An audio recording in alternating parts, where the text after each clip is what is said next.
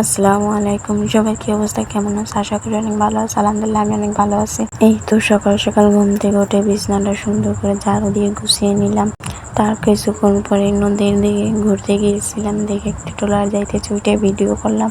যাদের নদীর পাশে বাড়ি তারাই জানেন যে কতটা কষ্ট নদীর পাড়ে থাকা, কারণ দিন দিন নদীর ঢেউয়ে বাড়িঘর ভেঙে যায়। তাদের কোনো কষ্ট শেষ নেই, কারণ প্রতি বছর তাদের বাড়িঘর ঠিক করতে হয়। একটু নদীর পাড়ে ঘুরতে গিয়েছিলাম, সেখান থেকে এসে একটা ফুল পেয়েছি। জানি না ওটা কি ফুল, তোমরা অবশ্যই কমেন্ট করে জানাবা। দিন এখানে এসে গোসল করে এসে আমি ভাত খেয়ে নিয়েছিলাম।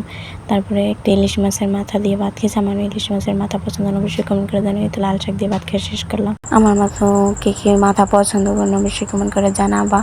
তবে অনেক শখ করে আজকে একটু খেয়ে নিলাম। তারপরে লাল শাক দিয়ে ভাত খেয়েছিলাম। ভাত খাওয়া শেষ, তারপর কিছুক্ষণ পরে বিকাল দিকে একটু গিয়েছিলাম নদীর পাড়ে ঘুরতে নৌকায়। অবশ্যই আমার নৌকায় ঘুরতে অনেক ভালো লাগে, তোমাদের কেমন লাগে? তারপরে এই তো সন্ধ্যার দিকে মাগরিবের নামাজ পড়ে তারপরে একটা মিষ্টি খেয়ে নিলাম। এই জিনিসটা কি বলো তো, আমাদের মসজিদের ছোটবেলায় যদি কোরআন শিব নিত তাহলে দিত। আমি নাম জানি না, সঠিক মনে নেই, তোমরা অবশ্যই কমেন্ট করে জানাবা। তো আমার মিনি ব্লগটা এখানে শেষ করছি। আমার ভিডিও কার কাছে কেমন লাগে অবশ্যই জানাবা। ফলো এবং সাবস্ক্রাইব করে দিবা। আল্লাহ হাফেজ।